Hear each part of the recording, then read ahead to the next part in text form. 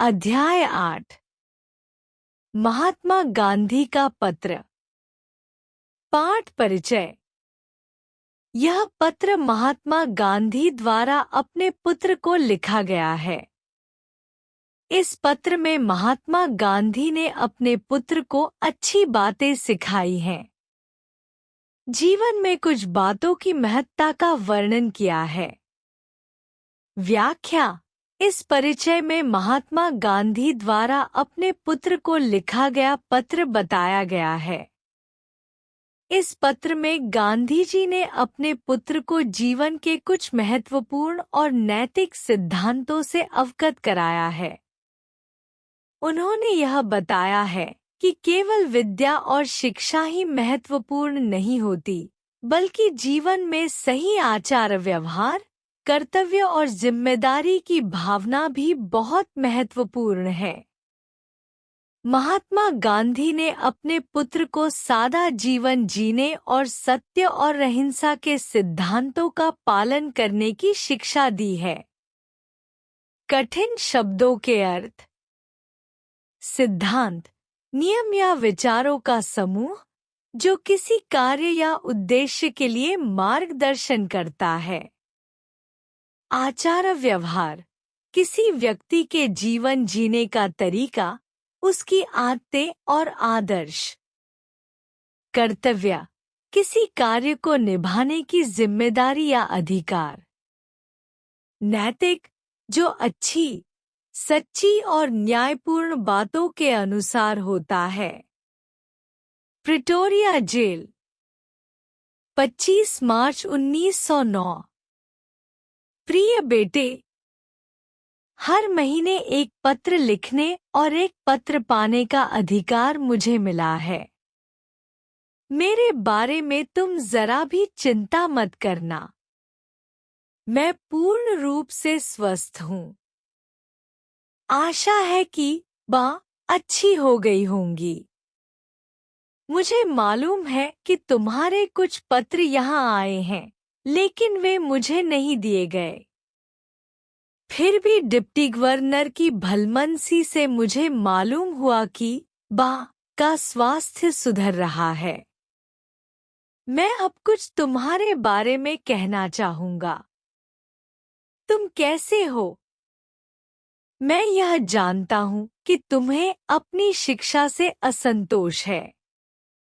यहाँ जेल में मैंने खूब पढ़ा है। इस पढ़ाई से मैंने समझा है कि केवल अक्षर ज्ञान होना ही सच्ची शिक्षा नहीं होती। सच्ची शिक्षा तो चरित्र निर्माण और कर्तव्य का बोध है। यदि यह दृष्टिकोण सही है, तो तुम सच्ची शिक्षा प्राप्त कर रहे हो। आजकल तुम्हें अपनी बीमार माँ की सेवा का अवसर मिला हुआ है। रामदास और देवदास को भी तुम संभाल रहे हो। व्याख्या। महात्मा गांधी अपने पत्र में बताते हैं कि केवल किताबों से ज्ञान प्राप्त करना सच्ची शिक्षा नहीं है। वे कहते हैं कि सच्ची शिक्षा वह है जो चरित्र निर्माण और कर्तव्य का बोध कराती है। गांधी जी अपने बेटे से यह अपेक्षाएं रखते हैं कि वह केवल किताबों का अध्ययन ही न करे, बल्कि अपने जीवन में अच्छे संस्कारों को भी अपनाए। साथ ही वे उसे यह समझाते हैं कि जीवन में जिम्मेदारियां निभाना और दूसरों की मदद करना बहुत जरूरी है। जैसे अपने परिवार की देखभाल करना और दूसरों की सेवा करना, यही सच्ची शिक्षा की ओर कदम बढ़ाने का एक तरीका है। कठिन शब्दों के अर्थ। चरित्र निर्माण, अच्छे गुणों और आदर्शों का निर्माण करना। भलमनसी, अच्छे इरादों वाला। आमोद प्रमोद एक निश्चित आयु तक ही शोभा देते हैं। 12 वर्ष की उम्र के बाद बच्चों को जिम्मेदारी और कर्तव्य का भान होना चाहिए। उन्हें अपने आचार और विचार में सत्य और अहिंसा के प्रयोग की चेष्टा करनी चाहिए। मैं जब तुमसे काफी छोटा था तो मुझे स्वयं अपने पिताजी की सेवा करने में बहुत आनंद मिलता था। दूसरों पर निर्भर रहने की जगह अपने काम खुद करना अधिक सुखद है। व्याख्या। महात्मा गांधी अपने पुत्र को यह सिखा रहे हैं कि जीवन में केवल आनंद और मौज-मस्ती एक निश्चित उम्र तक ही सही है। 12 वर्ष के बाद बच्चों को अपनी जिम्मेदारियां समझनी चाहिए और उन्हें अपने कार्यों में सत्य और अहिंसा का पालन करना चाहिए।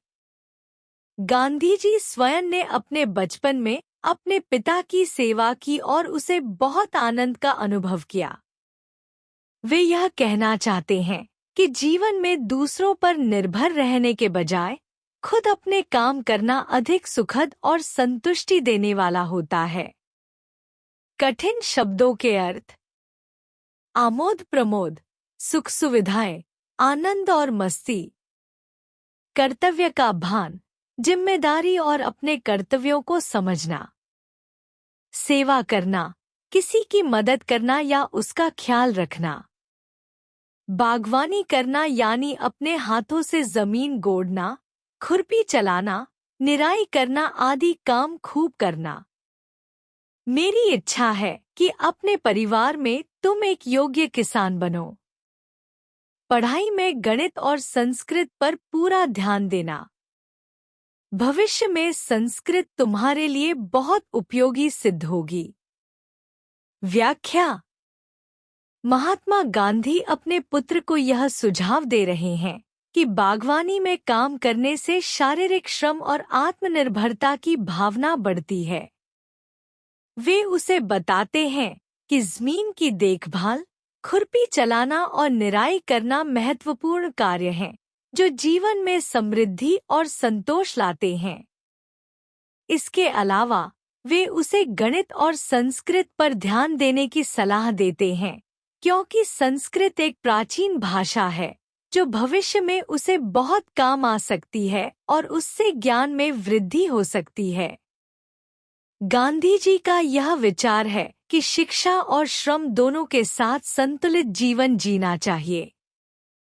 कठिन शब्दों के अर्थ। बागवानी करना, खेतों या बागों में काम करना, जैसे जमीन खोदना, पौधों की देखभाल करना। खुरपी चलाना, एक प्रकार का उपकरण जिसका उपयोग भूमि को खोदने और निराई करने में किया जाता है। निराई करना, खेतों में उग रहे अवांछनीय पौधों, घास फूस को हटाना।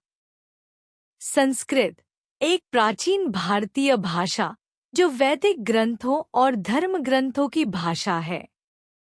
काम की अधिकता से मनुष्य को घबराना नहीं चाहिए और न ही यह सोचना चाहिए कि यह कैसे होगा और पहले क्या करूं। शांत मन से विचारपूर्वक यदि सभी सद्गुणों को प्राप्त करने की चेष्टा की तो वे तुम्हारे लिए बहुत उपयोगी और मूल्यवान प्रमाणित होंगे। व्याख्या।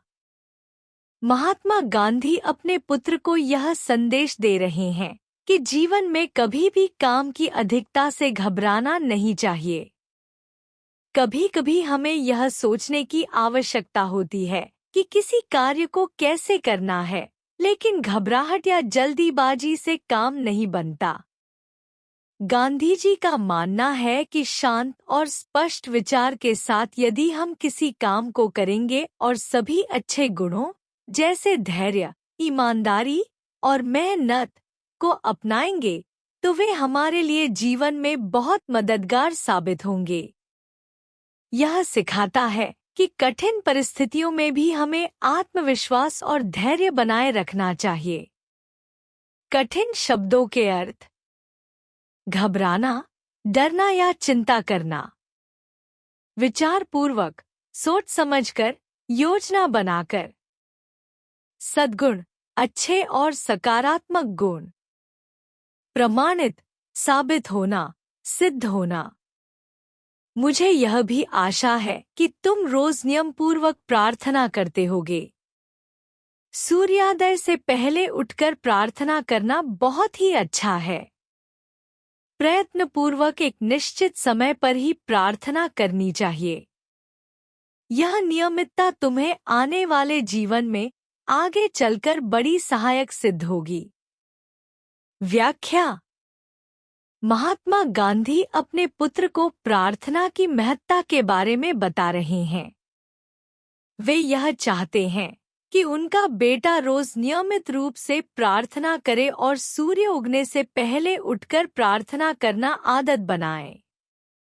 उनका मानना है कि नियमित रूप से प्रार्थना करना न केवल आध्यात्मिक दृष्टि से बल्कि जीवन की अन्य कठिनाइयों से निपटने के लिए भी मददगार साबित होगा। प्रार्थना के साथ साथ यह आदत भविष्य में जीवन को अधिक सुसंगत और व्यवस्थित बनाने में सहायक हो सकती है। कठिन शब्दों के अर्थ। नियमपूर्वक, नियमित रूप से, एक निश्चित क्रम में। सहायक, मदद करने वाला, सहारा देने वाला। अंत में मैं अपने प्रेम सहित यह पत्र समाप्त करता हूँ। तुम्हारा पिता, मोहनदास। व्याख्या। यह वाक्य महात्मा गांधी द्वारा अपने पुत्र को लिखे गए पत्र का समापन है।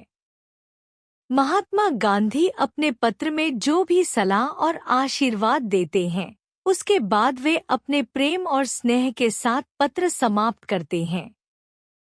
इस वाक्य से यह स्पष्ट होता है कि उन्होंने अपने बेटे के प्रति गहरी स्नेह भावना व्यक्त की है और यह दिखाया है कि वे हमेशा अपने बेटे की भलाई के लिए सोचते हैं।